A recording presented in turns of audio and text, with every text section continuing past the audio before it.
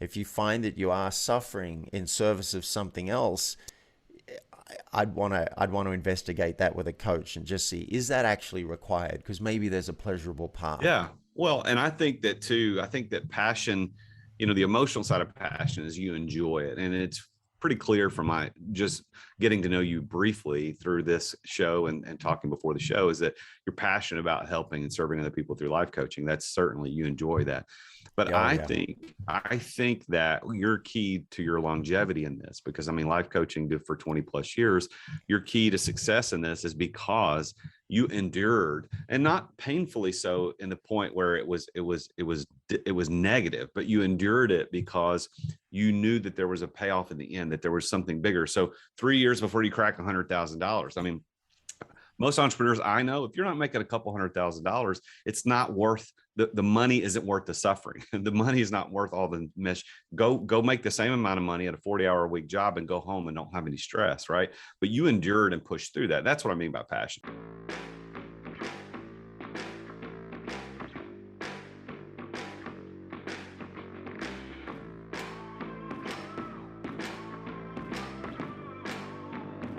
In today's ultra-competitive business world, being a successful entrepreneur or business owner can be very challenging. Fortunately, contemporary times have blessed us with resources for tackling those challenges and getting us to success more quickly than we could have imagined. Welcome to The Root of All Success with the real Jason Duncan, a podcast that explores how the world's most powerful entrepreneurs grow incredible companies. This podcast looks at the 5 keys to unlocking success as an entrepreneur. A successful educator turned entrepreneur, Jason's mission is to use his gifts of teaching and leadership to help others get the results they want out of life. Join Jason every week and learn the keys to grow a truly successful business. Well, welcome back to another edition of the Root of All Success podcast. I'm the real Jason Duncan, and I appreciate you coming in to join us. And I'm coming to you from my home studio today in Gallatin, Tennessee, just north of Nashville, doing this episode by Zoom. And so if you are listening on any of the podcast players, thank you for tuning in. We appreciate being syndicated on the C-Suite Radio Network. We're glad to be a part of that network, and I'm glad that you're here to be a part of our show today. But if you aren't watching on YouTube, I really highly recommend you go check it out, because YouTube, being able to see the guests and see what we're doing and what we're talking about is a fantastic thing. And for those of you watching on YouTube, you just saw me straighten one of the pictures on the wall behind me, and I'm trying to get my mic situated. So that's the way it goes with doing podcasts. So I want to talk about our sponsor for today. Our sponsor for today is the Exit Accelerator Group Coaching Cohort. This is actually something that I run on a regular basis, and today I'm going to take the opportunity to make that our sponsor, because our guest today is one of the world's best life coaches. And so I really believe that you need a life coach. I think you also need a business coach. And so what I do with the Exit Accelerator Group Coaching Cohort is I take people just like you through 12 weeks. We meet 8 sessions, and I teach you the 4 things that you need to know to exit your business. Because really, think about it. Are you living the ideal life that you truly want to live?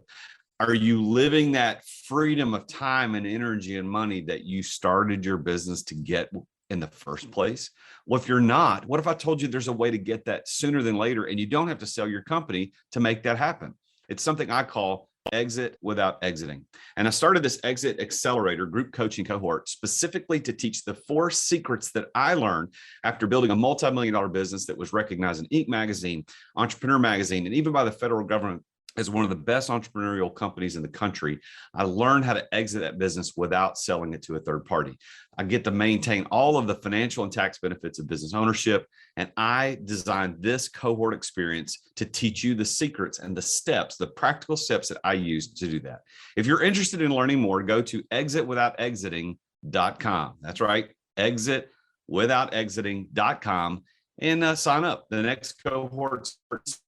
I would love to get you in it, and it's only going to be for 12 people. So make sure you go sign up today at exitwithoutexiting.com. So today's guest on the show is David Wood.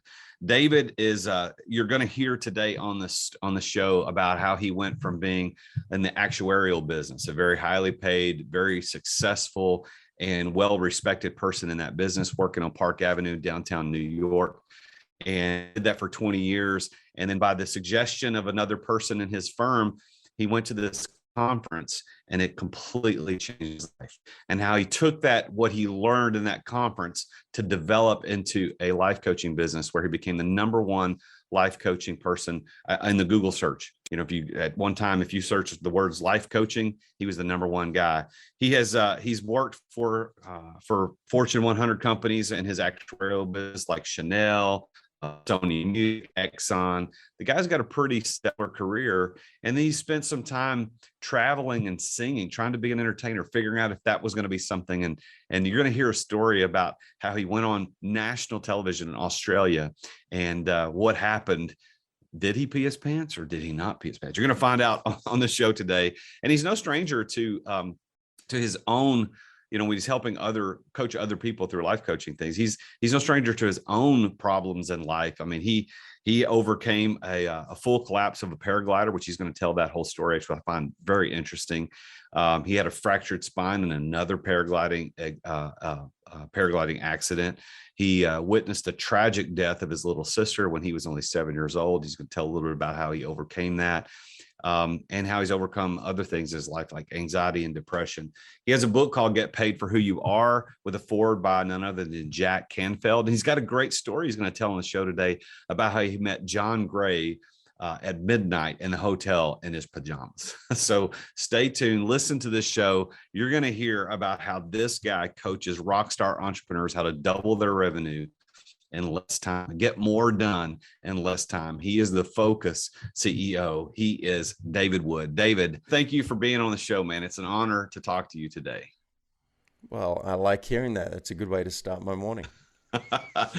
Well, so I in the intro, I talked about your paragliding accident, and that anytime we talk about, anytime on the show, we can talk about personal stories. I think it derives a lot of interest.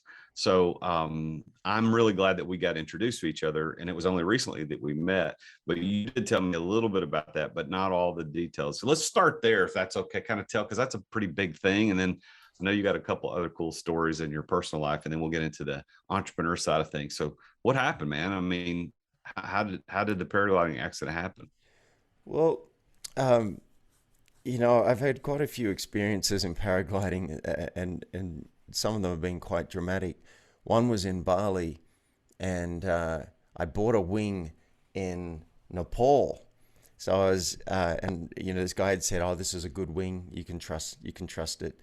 So I'd flown it in Nepal and went up to 10,000 feet above sea level. But when I got to Bali, I kept on trying this maneuver called big ears. That's where you shrink the size of the wing. You actually collapse just the sides of the wing so that you can come down faster. Sometimes you want to get to the ground as quickly as possible, or just lose some height.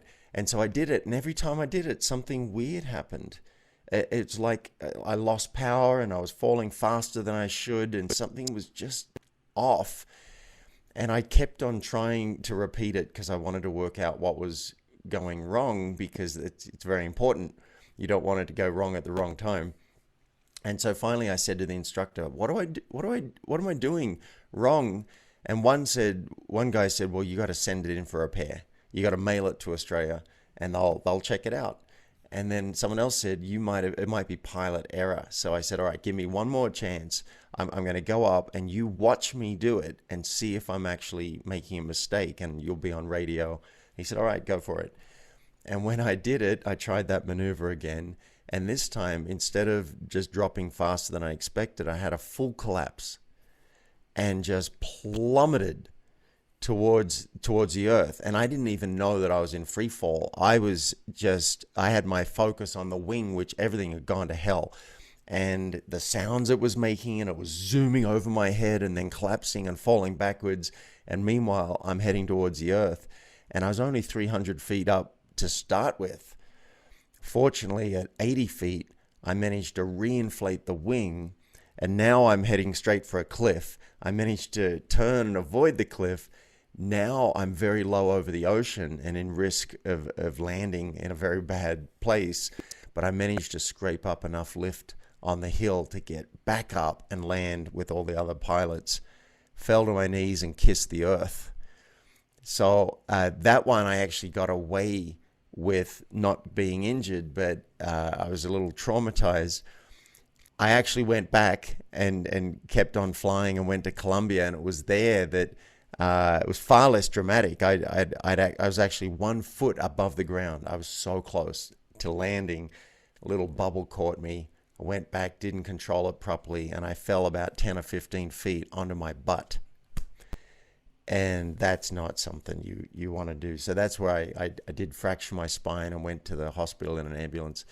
And then after that, I gave up my wing. I sold it. I said to myself, David, if you want to fly again, you have to watch accident videos.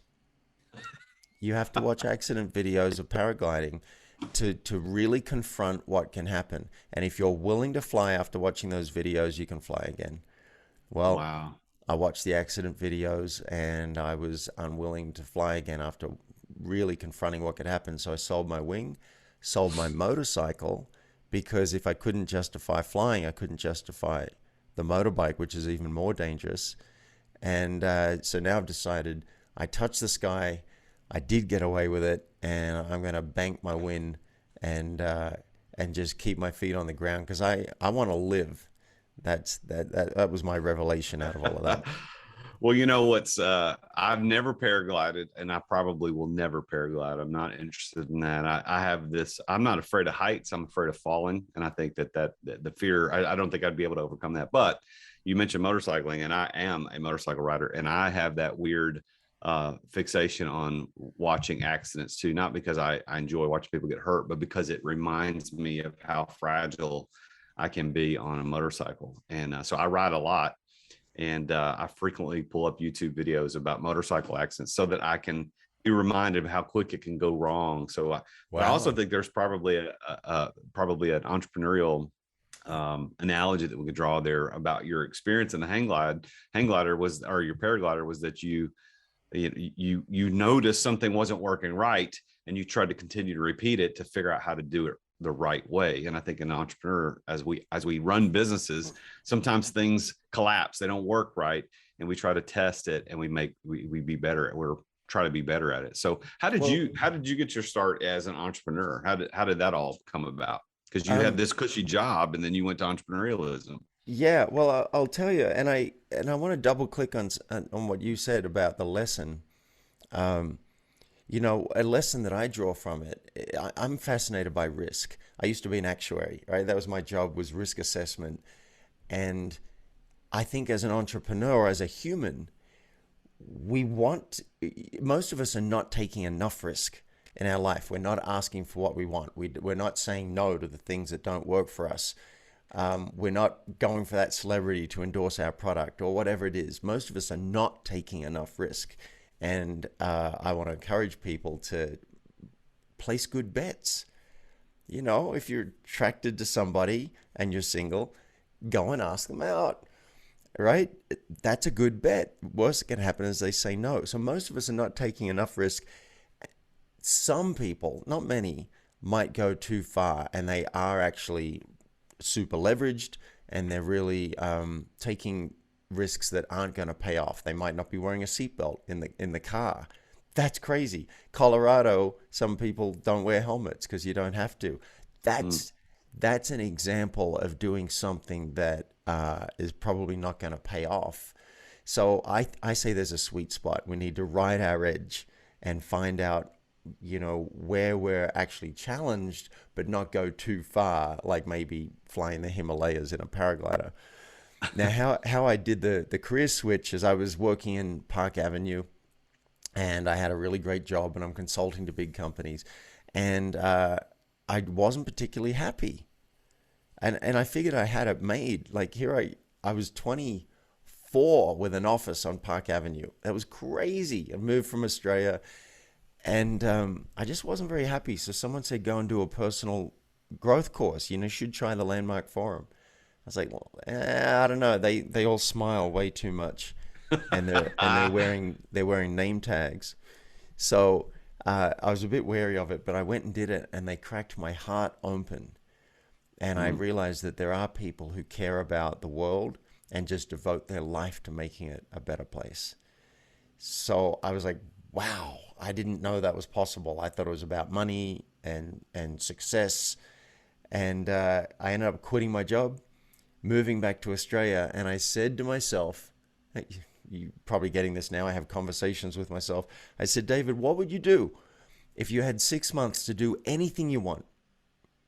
Anything. You've just quit your job. You got 6 months before you get another job. What do you want to do? And I'd always been impressed by those guys at the ski fields who would come out and they would play guitar and sing and get the whole bar singing. They do Piano Man, or they'd put on a black afro and sing Blame It on the Boogie, or an ABBA wig and sing SOS and get everybody singing and entertaining. I thought, that looks amazing. I want to do that. So I went and got a singing lesson. And 2 weeks later, I had my first gig for $50 in a bar that was next to a squash court. And I went and did my first gig, and I wasn't very good. I can't sing very well. I'm a good entertainer, but I'm not a good singer. And for a year and a half, that was my profession. I went and did pubs and parties and national TV and boats and all sorts of stuff. I rarely got invited back to the same place twice, because I wasn't very good. And somehow I accrued $10,000 as a professional entertainer. And that was a risk. Go back to what we talked about. You took a risk, right? I mean, going out there and entertaining and singing and something you didn't know if you were good at it or not. Exactly. And one of the reasons I like to tell that story is because, the question I think is worth asking every day, am I playing full out? Like, what does it look like to play full out? Because most people don't. Most people are going at about 10% because that's enough. All right. So with this entertainment business, I suck, and yet I want to get gigs and have fun. So one thing I did is I found out about this national TV show that was auditioning for people for this segment they had called Red Faces, where you go on, you compete, you got up to 60 seconds, and then the judges gong you off. It's quite embarrassing, which is why they call it Red Faces. And I thought, well, what if I audition for that? If I get on TV, that'll be amazing promotion for my thing. Anyway, Mr. Woody was my stage name, and I went and auditioned, and there were 300 people auditioning. I got a call back within a week, and they said, we want you next week. Can you fly to Melbourne? We'll put you up in a hotel. We want you on TV.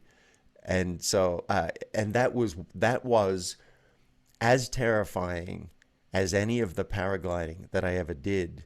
I was so nervous to go and sing on national TV. And at that time, we only had 5 channels. So everyone in Australia was going to be watching this thing. Wow.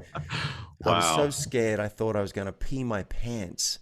And I did actually lose 3 drops of urine came out. Now, let me ask you, Jason, you're about to go on national television in a kilt, and now there's a chance you may actually pee your pants. Is that going to calm you down or make you more nervous? Well, you didn't have pants on, so you were okay. Well, I'm a practical man, and I had my overnight bag, so I went and put on 2 extra pairs of underpants. Just in case. Now, as it happened, I didn't pee my pants. I went on national TV. It didn't do much for my business. But again, the question is, what does full out look like? For a year and a half, that's what I did. And I went into it. When I got into coaching, and if you want, we can talk about how I built the business and how I did that. Yeah.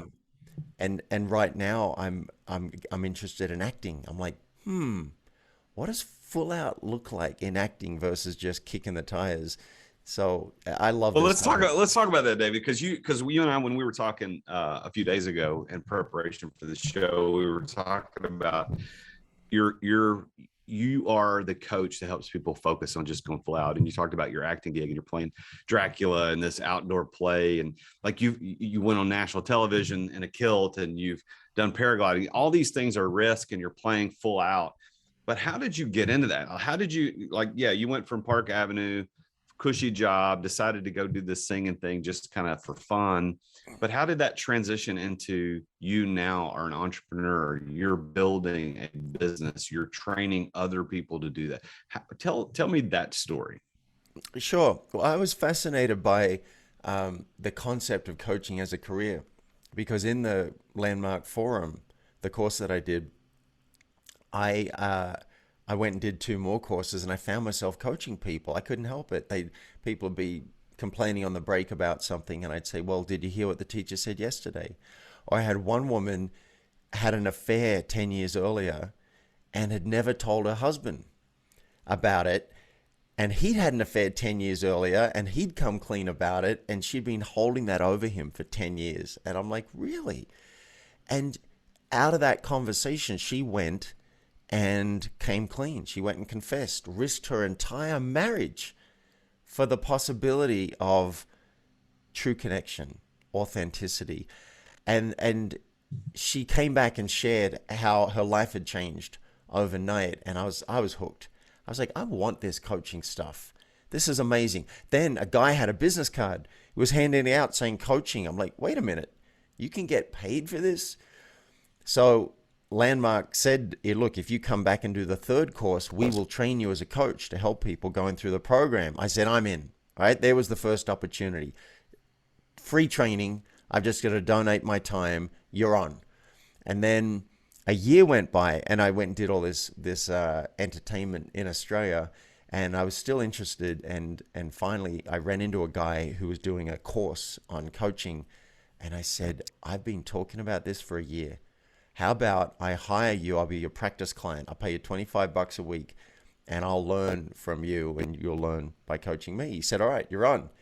And then I think it was a few days later, I was auditioning a woman for a duo. Because I can't sing, I decided, let me get a good singer and she can kind of carry me. And she was having some issues in her life. And I said, hey, I'm just becoming a life coach. How about you be my practice client? I'll charge you $25 a week. And, we'll both learn as we go. She said, all right, you're on. And it was classic because I didn't know really how to structure this. I knew it when I did it at Landmark, but I didn't know how to do it with a private client. And we do our first session, and she'd say, what are we doing next week? What's our next session for session 2? And I said, wait and see. Because I didn't know. I didn't know what you did in a second Fake it session. till you make it. I only knew what you did in the first session now. So I had to wait for my session with my coach to see what he did. And then I went and did that with her. So that's how I got started. I started calling all my friends. I said, here's my package, but I'm offering 50% off to all of my friends. A few friends took me up, a few colleagues took me up on it.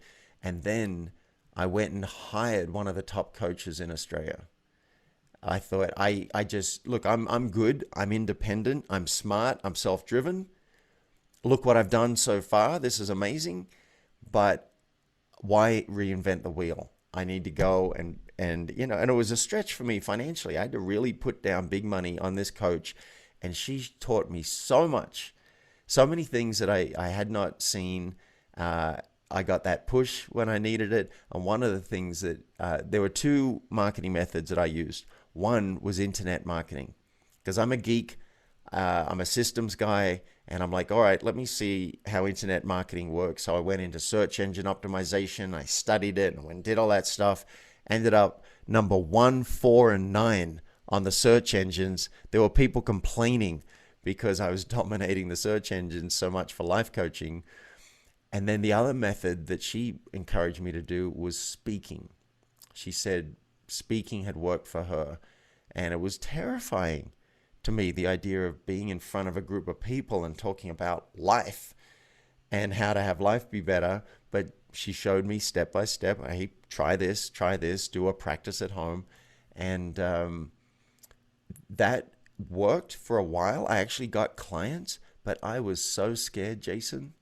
Every time I was so terrified getting up there on stage, and I felt a bit like a fraud. Something just felt off. I think what it was is I was trying to do a song and dance and present myself with a certain image, and I was just terrified about what they were going to think about me.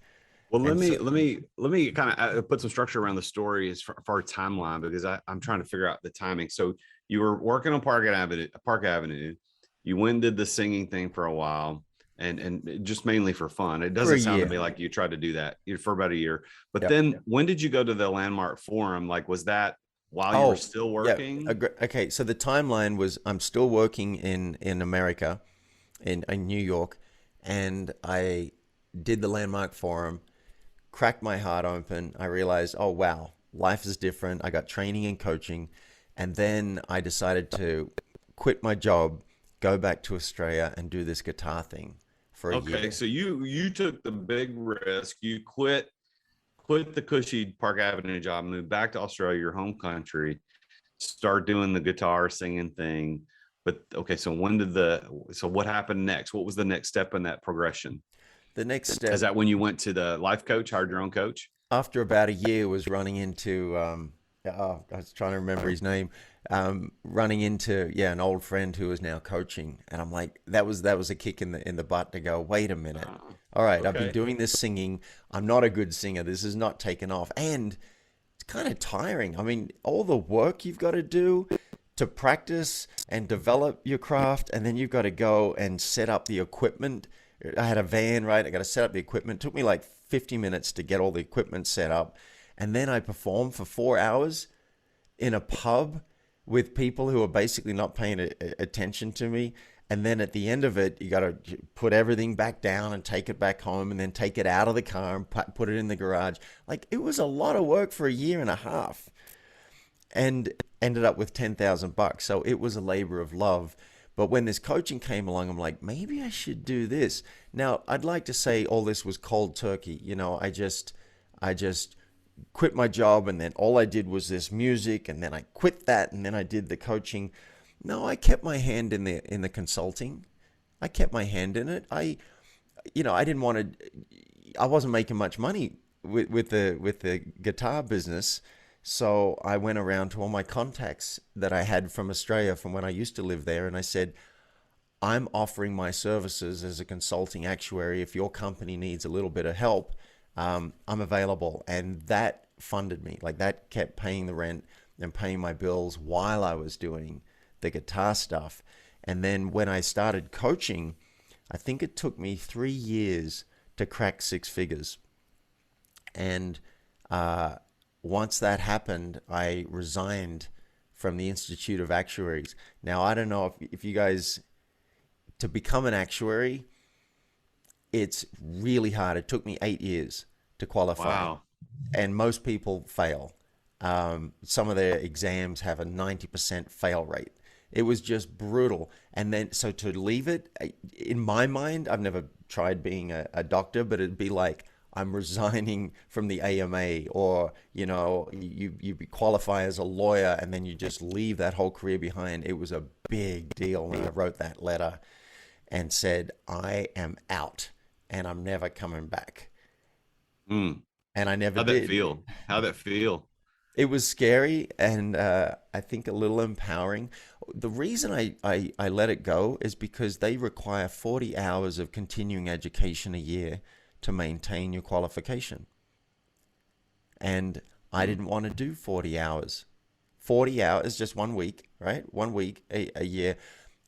I didn't want to do it. I wasn't interested in the legislation on life insurance and the legislation on pension funds and superannuation and keeping up to date. I'm like, this is bullshit.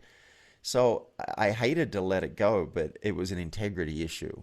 Yeah. I no longer wanted to do it. So I do feel proud of myself for ditching something that took 8 years to get, and that many people try for even 10 years. The average time to qualify as an actuary, I understand, is 10 years.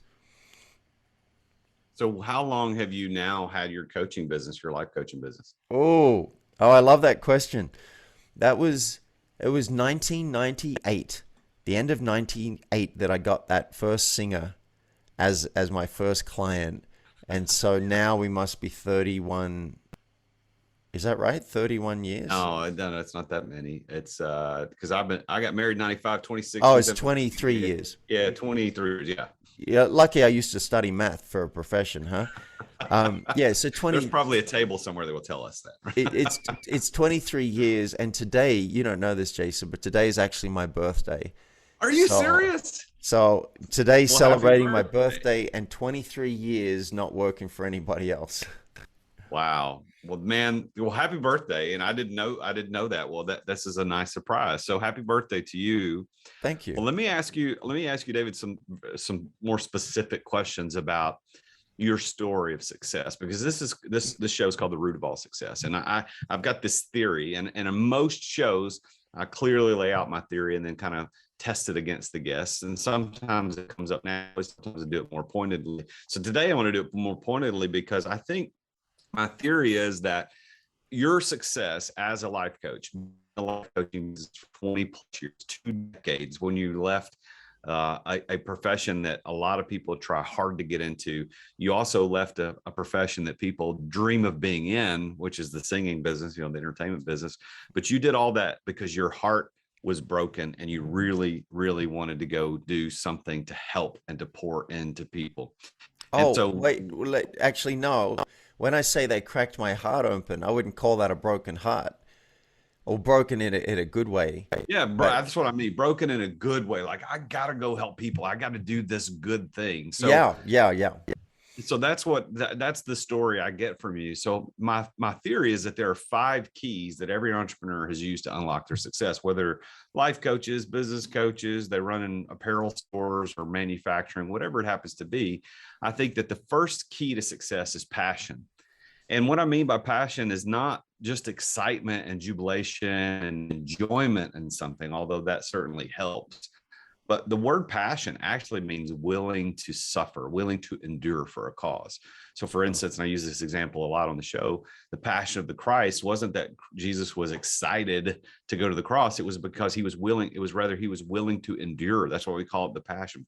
He's willing to endure for a bigger issue, right? A bigger thing rather than just what was occurring at that moment. So for you, David, as a very successful life coach who's coached for 20 plus years, do you believe that sort of passion has fueled and unlocked your success? And if so, tell me a little bit how that worked out.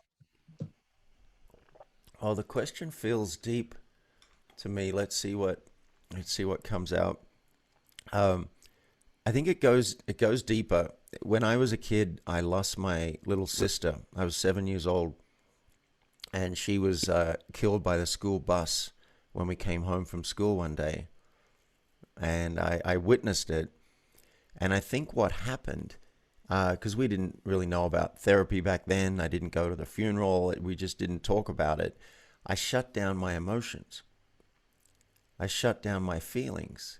And I grew up as a bit of a cardboard cutout without even knowing that that's what was happening. And then at the age of 23, 24, I think just before I went to the job in America, I went to a therapist and said, I have broken up with the first love of my life 8 times. And now I want to get back together with her. What the hell is happening?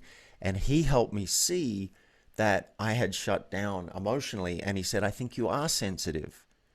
You are sensitive, and that's why you're having trouble right now, but it's all been suppressed. You've got a complicated grief reaction. I think I can help you. And so he started my true journey in opening up and connecting with the world. I learned how to cry. I learned how to grieve. I went back and had conversations with my parents and my neighbors about my sister. I went and asked my mother if I could see her things that she'd kept, her blanket and her doll. And so that began my path. When I did Landmark in 1997, at the age of 27, that helped crack my heart open even further. I was like, oh, okay. And I realized I do care about the world. I didn't know that. I actually do care, because people were saying, I want to cure world hunger and I'm going to world peace. And I stood up with tears streaming down my eyes and I said, how do you know that? And I don't want any of that shit. I'm worthless. And the guy said, how do you know? How do you know you don't want any of that? Where'd you get that from? You got that from your past. And I was like, wow. And so yeah, I think it does go deeper. Now, passion, I think I do have a passion for helping people get in touch with their feelings and get truly connected with other people, because that's my life's journey. As I discover it, I'm like, oh, look, you can feel this and you can feel this and you can be honest here and you can go for this. I share it with other people. Now, you brought up something very interesting about endure. That's a tricky word. That's a tricky word. There are some things I've done where it's been really hard, like the actuarial thing. I endured. It was brutal. It was horrendous. And I endured to get to something that in the end, I let go of. It just didn't really matter. So I'm not a huge fan of enduring. Okay, sure. Sometimes you just got to suck it up, get through it, get the stuff done. Fine. But if you're doing something you love, like right now, I'm into the acting. I got a class that goes till 11 o'clock at night, and I'm now 53 years old. I don't want to be up at 11 o'clock at night out of the class. I'm driving to Denver. I'm driving to Denver 4 times a week to do rehearsals for this thing. 5 weeks of rehearsals. There's no enduring involved at all because I'm loving it. So the word endure is pretty tricky. If you find that you're being a martyr, if you find that you are suffering in service of something else, I'd want to investigate that with a coach and just see, is that actually required? Because maybe there's a pleasurable path. Yeah. Well, and I think that too, I think that passion, the emotional side of passion is you enjoy it. And it's pretty clear from my just getting to know you briefly through this show and talking before the show is that you're passionate about helping and serving other people through life coaching. That's certainly, you enjoy that.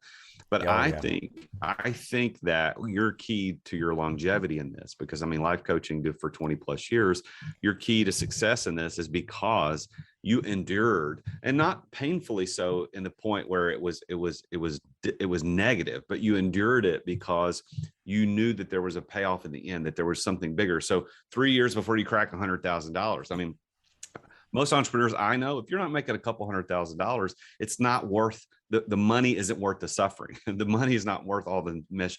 Go make the same amount of money at a 40-hour a week job and go home and don't have any stress, right? But you endured and pushed through that. That's what I mean by passion. Now, if I may, the second key, so the first key is passion, but the second key I find in everybody's story to success is they were at the right place at the right time.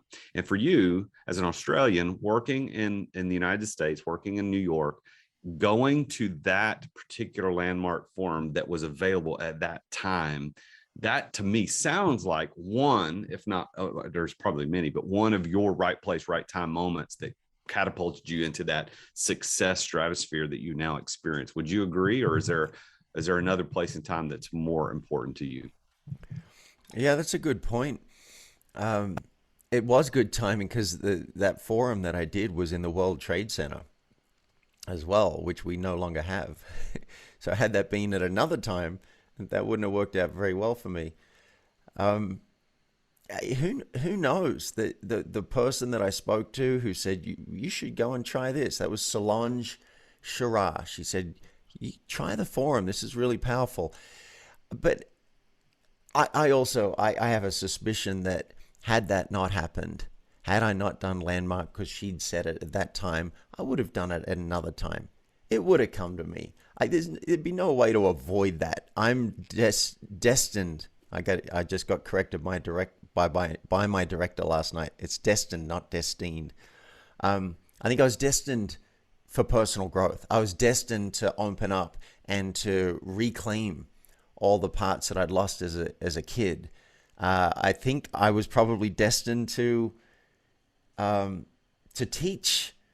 I am a training geek. Oh my God, it's in my blood. It's in my bones. If I can see, oh wait, if I package it this way, it's going to go into your brain and you will get it.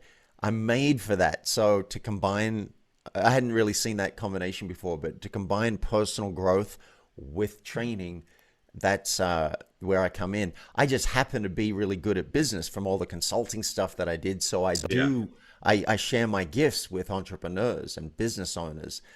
But it's really about living a life that you're proud of and that on your deathbed you can say, I gave it everything.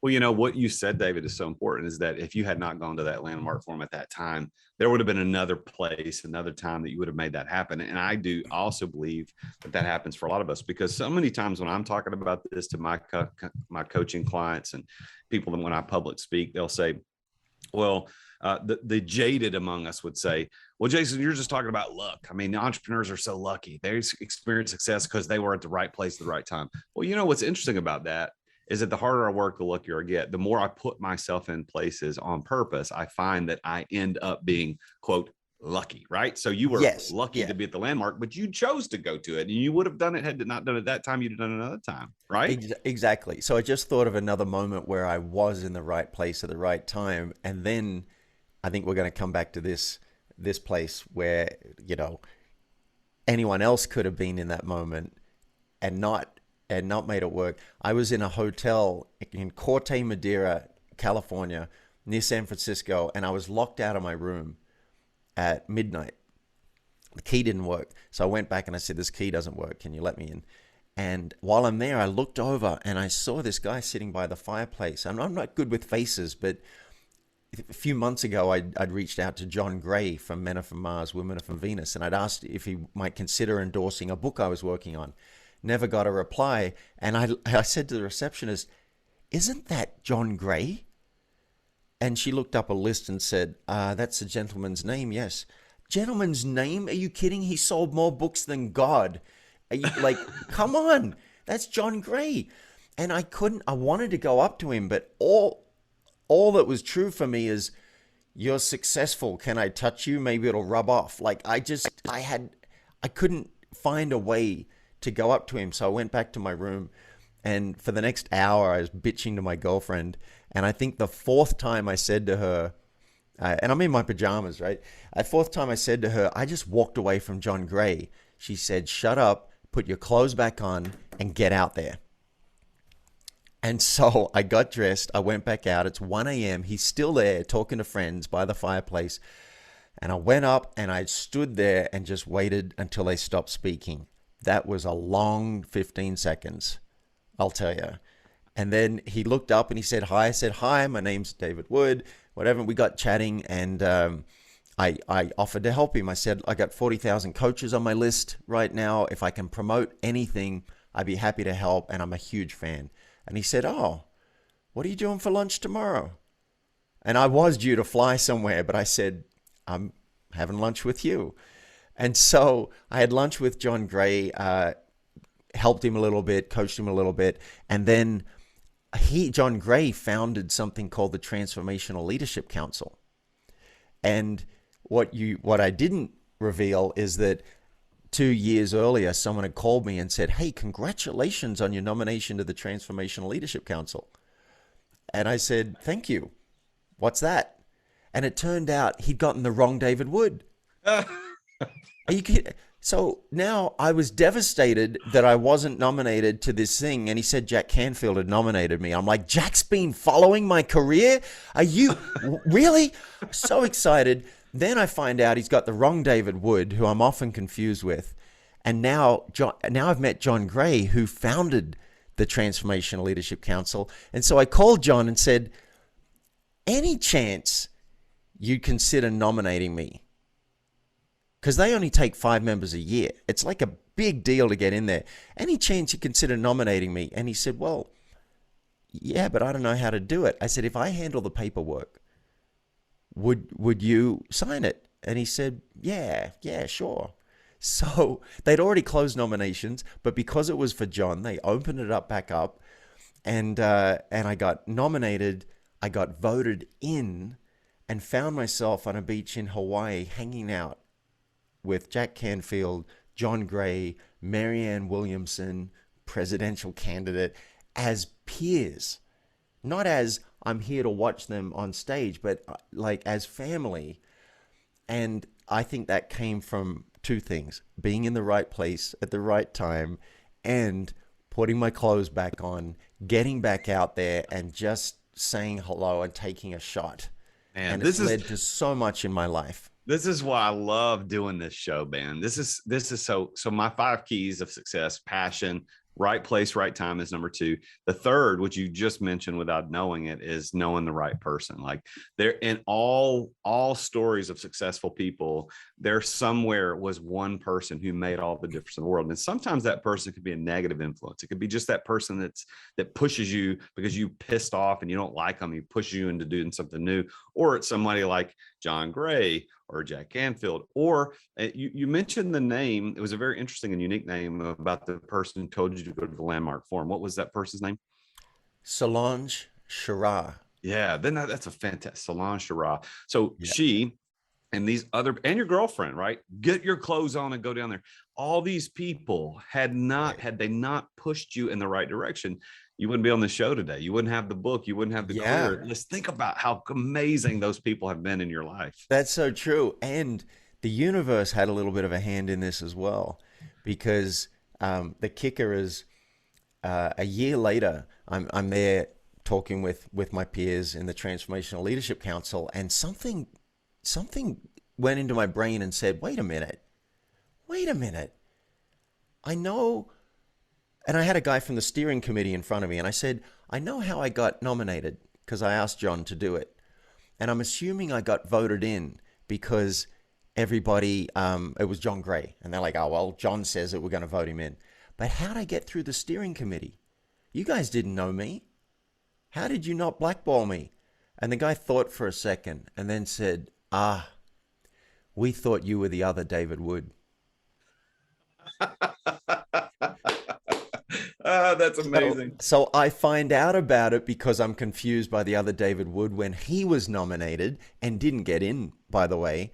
And then later on, the universe provides me with an opportunity to get in, and I get in partly because of that confusion again. And I was going to resign.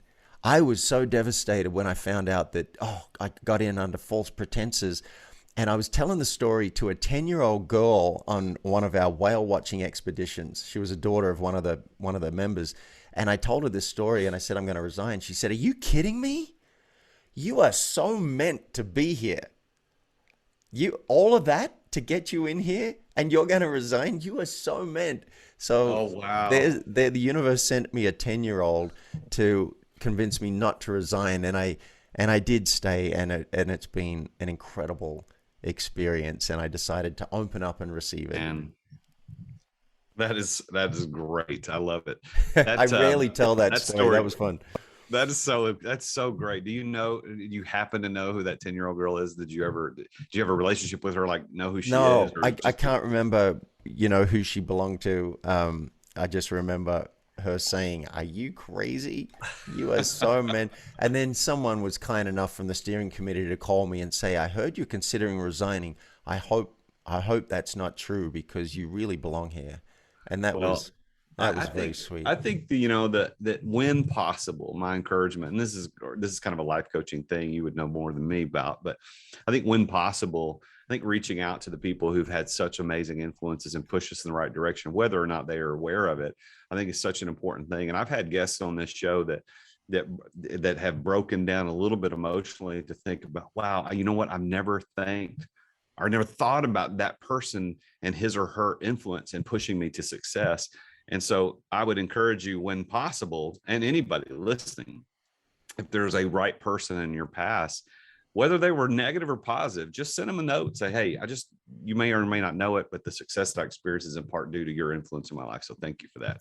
And I think that that's so important. Well, let me get to the last two. So the last two keys to success, we got passion, we got being in the right place, right time, right people. Those are the top three, and those happen very clearly in most people's story. The last two are a little bit did have to dig a little deeper, but I don't think I have to dig very deep in your story. And that's the fourth key is preparation. It's having to know how to pull it off. And here's where I heard in your story, and I want you to tell me if you agree, is that your preparation to be successful as a life coach and to make a business out of it, not just to charge $25 a week and hope it works, right? But to make a business out of it, is that you spent so many years as an actuary where you learned business. You knew how to calculate things, how to think through business. You prepared for success as a coach by being the guy in the kilt peeing in his pants on stage, right? You pushed through those adversities so that you could help other people do the same thing. You fell out of the sky, Yes. for goodness sake. And now you know how to help people do it. Am I right? That's your I preparation. love that. The words that come to my brain are street cred. I feel like I have the street cred because I really have pushed the limits in my life. And I want to help others do that. And I've also pushed the limits too far. And I found out what trauma feels like in my system. So I love being a guide for people to lovingly hold space for them to do this. And say again the name of this fourth. Oh, preparation. Yeah, Yeah, preparation. yeah. I love that because now as I look back over the story, I see I prepared by doing the landmark. I did like 4 or 5 or 6 landmark courses. I went and volunteered as a coach to get trained. When I got back to Australia, I took the opportunity to work with this guy as a coach. And then I reached out to a guy who was starting the Coach U franchise in Australia and had lunch with him. And he said, you know what? I'm going to take a bet on you. I'm going to gift you the course. And, this was like 20 something years ago and the course was like 2 or 3 grand. It was a lot of money.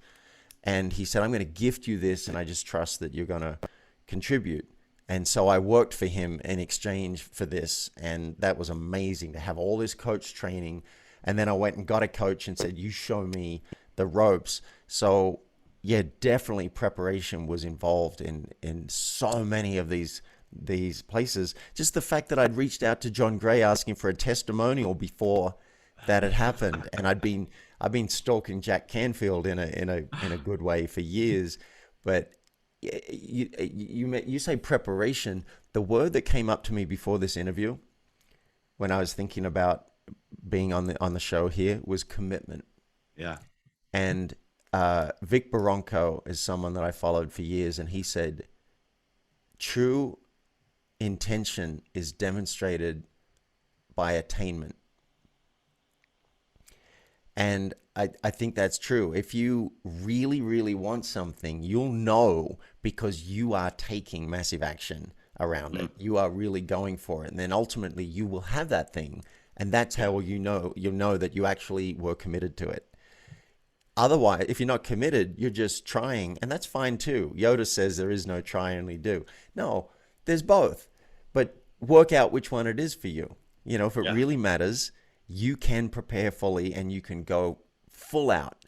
And if it doesn't really matter, do what everyone else is doing. Just do the 10% and just kind of go along and enjoy the ride. Totally fine, but know which one you're doing. That's right. Well, the fifth P is the fifth key, which are all P's, by the way: passion, right place, right time, knowing the right people, preparation. The fifth one's plan. And I'm not talking so much about business plan, like people writing business plans, because I find that less than half of successful entrepreneurs ever had a written business plan. But what I mean is the financial resources required to make it successful. So when you started your coaching business 20 something years ago, what was your plan? It took you 3 years to crack $100,000 a year, 6 figures. How did you survive financially? What was your plan to make it through those early years? Yeah. Well, I want to be transparent and say I did not sit down and write out a 3-year plan. It was more seat of the pants thing. And I've done that most of my life financially. It's like there's a part in my brain that just tracks the numbers and just knows when I should spend less and spend more. And so I'm not a big fan of budgeting. But what I did was I went back to Australia. I had a little bit of money and I actually sued my company because the severance package didn't seem fair to me. And I was an expert in this kind of a thing because that's what we did. And I'm like, you're not treating me the way we tell other people to treat their employees. So I sued them and then I got a settlement because of that. And that helped. That was like 35 grand. So I had that in the bank, but I didn't want to just spend all that. So I went and hit up all my contacts and said, I'm available for consulting. I've got a very specialized thing that I know how to do because I was over in the US. So I knew about how to, my eyes are going to glaze over already just thinking about it. But I knew how to prepare tax returns for pension plans for foreign entities that had a US parent. I knew how to do that. And people in Australia found it so confusing, and it's like, I come from the source. I know how to do it. So they hired me. I was getting $150 an hour. Again, 20 something years ago, $150 an hour to work from home sometimes to do this consulting. So that was gold. And that took the financial pressure off, and that's what allowed me to do a career that wasn't going to really make me any money. And I did that as a luxury, as a gift to myself for a year and a half. And then I think I kept on to the consulting for maybe a year or two while I did the coaching, and then I'm done. I've now hit the point. I've got enough money coming in. I think I'm good now. And worst comes to worst, I could probably go back and re-qualify, if I had to. So that's how it happened financially. Well, so now as a 20-something year veteran life coach, you've written a book, Get Paid for Who You Are. You've got other accolades to your career. So what is it that's your superpower that you're helping your clients with now? What if somebody out there going, I like this guy, what is it that he can do for me? What is it that you do for people right now as a life coach? Yeah, I'll tell you the thing that I do for them that I think people recognize they want and that sells. I help them accelerate. So if what they're wanting, and most people want to make more money faster, and the second thing they seem to want is more time off. So they're not just working stupidly in the company, they're working smarter, and so they can have time off and more money. So that's the thing that I do that sells. The thing that I really do, my real superpower, my real gift, is I help them get in touch with the okayness of life. I help them realize that the problems that they're suffering from, that they're just fine. They're doing just fine. Even though it seems scary, even though it seems hard, sometimes it feels lonely. I help them get in touch with, hey, you're golden right now, just the way you are. Sure, there's more. We'll get there.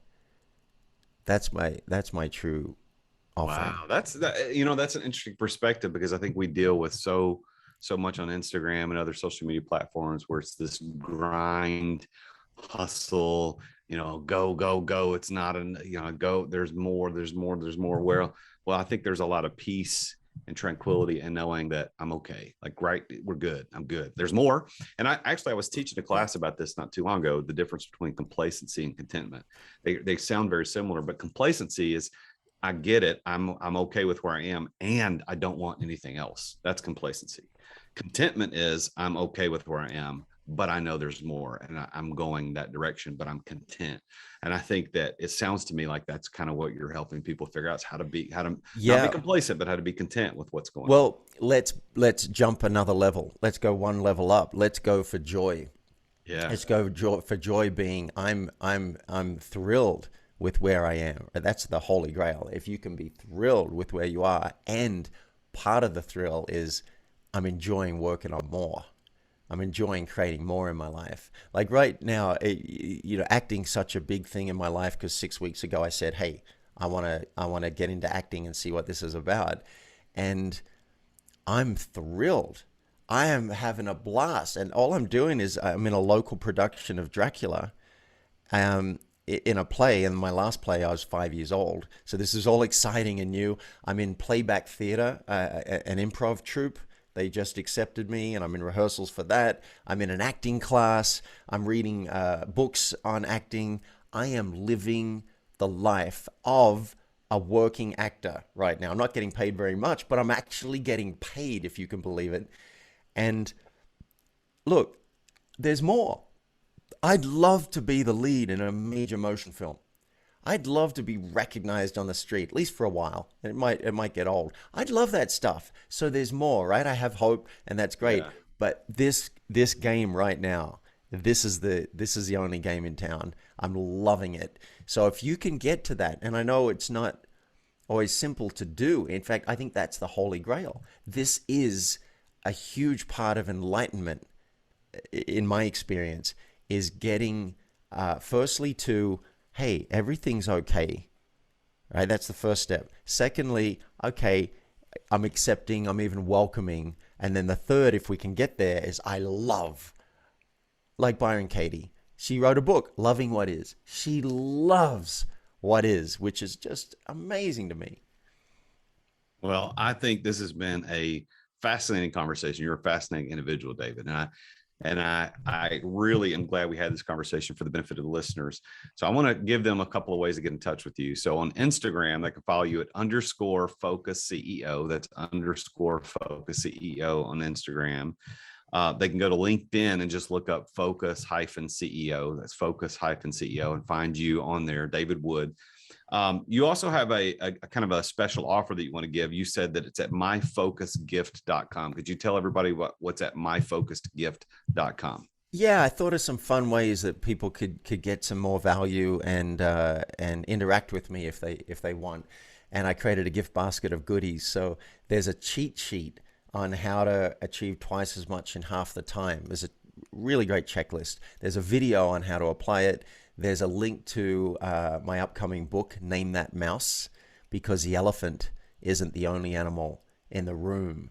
And we've already got the mini book ready. If you want, you can go and get that right now. And it's your pathway to connection, confidence, and true leadership. And if you're interested in coaching with me, if you're already up and running in business, you're successful, and you've got goals, there are things that you want to get there faster, reach out again at that link, myfocusgift.com, and I'm happy to do a call with you, and we'll see if we're a fit. I'm not a fit with everybody, but if we are a fit, we could do some pretty cool stuff together. Yeah, well, this has been great, David. Thank you for being a guest on the show today. Thank you for sharing your story with me and with my listeners. And thank you for following your passion and making sure you go through these weird undulations of life, from actuary to paragliding, to singing on stage, to life coaching for $25 a week, so that we can have a story to tell. And good luck in your production of Dracula. I know that's coming up soon. So good luck in that. Break a leg. I think that's what we're supposed to say to actors when they go on stage. Break a leg. Thank you for being here. It's been an honor to talk to you, and I look forward to talking to you again in the future. Thanks, Jason. Well, there you have it, folks. Another story of a super successful entrepreneur. This one, a life coach who's spent time as an actuary, then did some paragliding, did some singing on stage, did some life coaching, and has turned that into an amazing career, helping hundreds of thousands of people over the years really figure out how to focus, how to get more done in time. And I'm so appreciative of David being here and telling us about his keys to success and passion, being in the right place at the right time, knowing the right people, and being prepared and having that plan.